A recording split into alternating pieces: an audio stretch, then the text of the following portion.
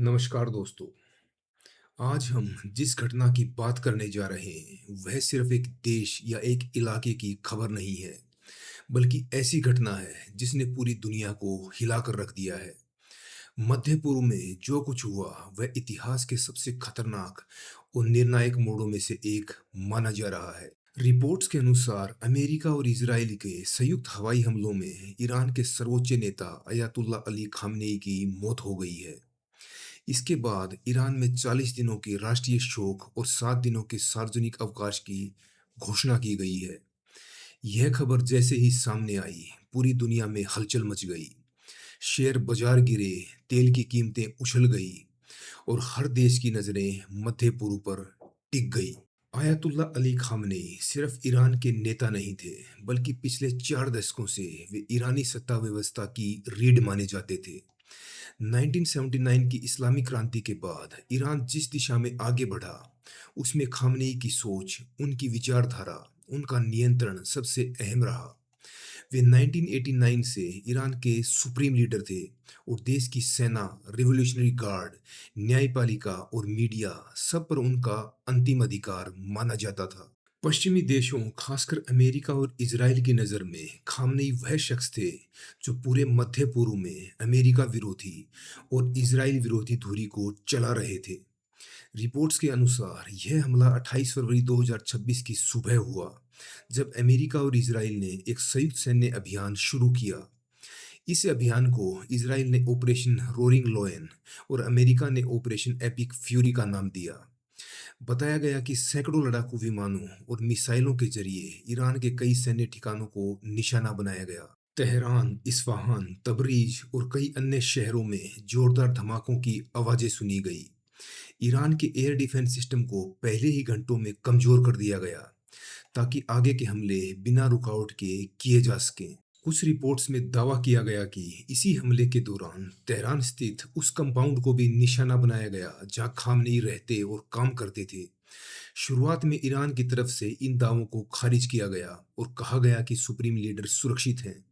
लेकिन कुछ घंटों बाद ईरानी सरकारी मीडिया ने घोषणा की कि खामनेई इस हमले में मारे गए और उन्हें शहीद घोषित किया गया।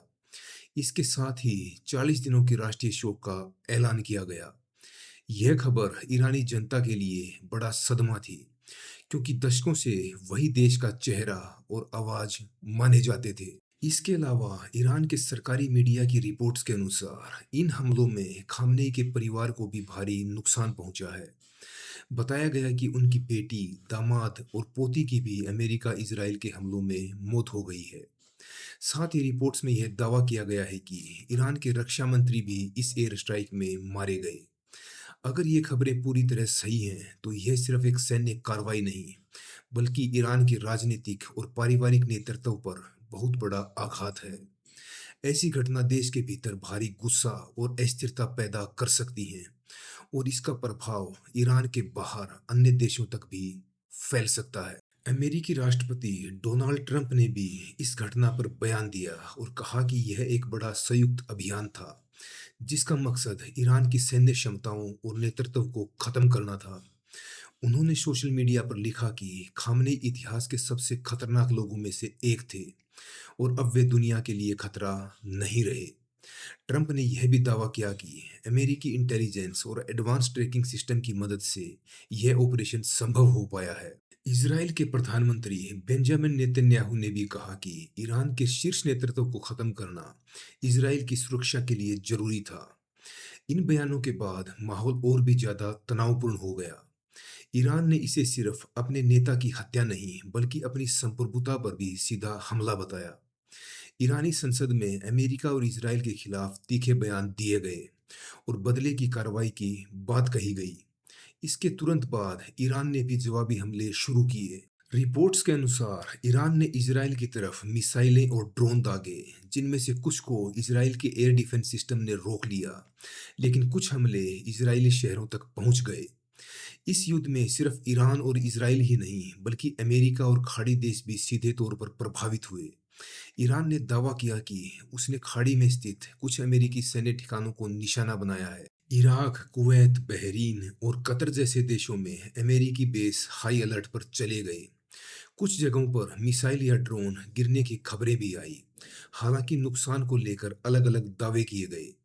इसके चलते खाड़ी देशों में डर का माहौल बन गया और कई देशों ने अपनी हवाई उड़ानें अस्थायी रूप से रोक दी। रिपोर्ट्स में यह भी कहा गया कि हमले में ईरान के कई शीर्ष सैन्य अधिकारी मारे गए हैं। इनमें ईरान के रक्षा मंत्री, आईआरजीसी के बड़े कमांडर और सैन्य खुफिया तंत्र से जुड़े अधिकारी शामिल बताए गए। इजरायली वायुसेना ने दावा किया कि उसने ईरान भर में 500 से ज्यादा सैन्य ठिकानों को निशाना बनाया। Missile launch sites, radar system, ballistic missile base और हथियार डिपो सब इस हमले की जद में थे। इसे इजरायली वायुसेना के इतिहास का सबसे बड़ा ऑपरेशन बताया जा रहा है। अब सबसे बड़ा सवाल यह उठता है कि इस युद्ध में किसे कितना नुकसान हुआ। ईरान की बात करें तो रिपोर्ट्स के अनुसार उसे सबसे बड़ा झटका नेतृत्व के स्तर पर लगा। सुप्रीम लीडर की मौत, शीर्ष सैन्य अधिकारियों का खात्मा और कई सैन्य ठिकानों का तबाह होना, यह सब ईरान के लिए बहुत बड़ा नुकसान है। इसके अलावा नागरिक इलाकों में भी नुकसान हुआ है।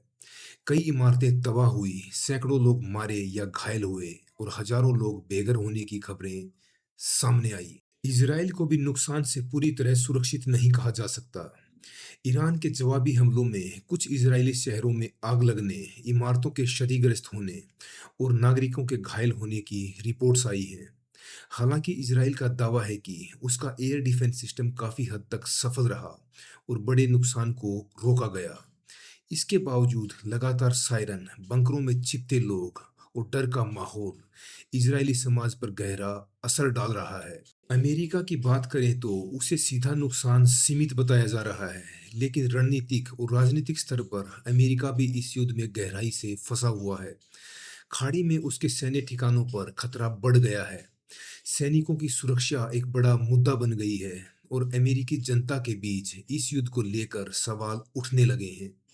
अमेरिका पहले से ही कई वैश्विक मोर्चों पर दबाव में है और ईरान के साथ खुला टकराव उसके लिए नई मुश्किलें खड़ी कर सकता है। इस युद्ध का असर सिर्फ लड़ने वाले देशों तक सीमित नहीं रहा, पूरी दुनिया की अर्थव्यवस्था पर इसका असर दिखने लगा है। तेल की कीमतों में तेज उछाल आया क्योंकि मध्य पूर्व दुनिया का सबसे बड़ा ऊर्जा क्षेत्र है। अगर युद्ध लंबा चलता है तो तेल की सप्लाई पर इसका असर पड़ सकता है। शेयर बाजारों में गिरावट देखी गई, निवेशक डरे हुए हैं और सुरक्षित निवेश की तरफ भाग रहे हैं। सोने की कीमतें बढ़ी और क्रिप्टो करेंसी में भारी उतार चढ़ाव देखा गया। अब सबसे बड़ा सवाल यह है कि आगे क्या होगा। खामनेई की मौत के बाद ईरान में सत्ता का संतुलन कैसे बनेगा, यह अभी साफ नहीं है। ईरान में सुप्रीम लीडर सिर्फ एक पद नहीं बल्कि पूरी व्यवस्था का केंद्र होता है। नए सुप्रीम लीडर के चयन तक देश में राजनीतिक अनिश्चितता बनी रह सकती है। आईआरजीसी यानी रिवॉल्यूशनरी गार्ड की भूमिका और भी मजबूत हो सकती है, क्योंकि संकट के समय सेना और सुरक्षा बलों का प्रभाव बढ़ जाता है। इजराइल के लिए यह युद्ध अस्तित्व का सवाल बन चुका है। वह मानता है कि अगर ईरान को कमजोर नहीं किया गया तो भविष्य में उसका परमाणु और मिसाइल कार्यक्रम इजराइल के लिए बड़ा खतरा बन सकता है। अमेरिका के लिए यह युद्ध उसकी वैश्विक रणनीति का हिस्सा है, लेकिन साथ ही यह उसके लिए जोखिम भरा भी है, क्योंकि एक लंबा युद्ध अमेरिकी संसाधनों और राजनीतिक समर्थन दोनों पर असर डाल सकता है। इस पूरे घटनाक्रम से एक बात साफ है कि मध्य पूर्व एक बार फिर दुनिया का सबसे खतरनाक इलाका बन गया है। अगर यह युद्ध यहीं रुक जाता है तो भी इसके असर सालों तक महसूस किए जाएंगे, और अगर यह और फैला तो यह सिर्फ क्षेत्रीय युद्ध नहीं बल्कि वैश्विक संकट का रूप ले सकता है। इतिहास गवाह है कि ऐसे युद्ध अक्सर अनचाहे रास्तों पर चले जाते हैं। दोस्तों, यह वीडियो किसी एक देश, किसी एक नेता या किसी एक विचारधारा के समर्थन या विरोध में नहीं है। इसका मकसद सिर्फ इतना है कि हम समझ सकें कि दुनिया आज किस मोड़ पर खड़ी है और सत्ता के एक फैसले या एक हमले का असर सीमाओं से निकलकर पूरी मानवता तक कैसे पहुंच जाता है। नफरत की आग अब तेजी से फैल रही है और यह आग अब विनाश की नई कहानी लिख रही है। सबसे डरावना सवाल यही है कि जब यह कहानी पूरी होगी तब इसे सुनाने और समझने वाला कोई बचेगा भी या नहीं। धन्यवाद।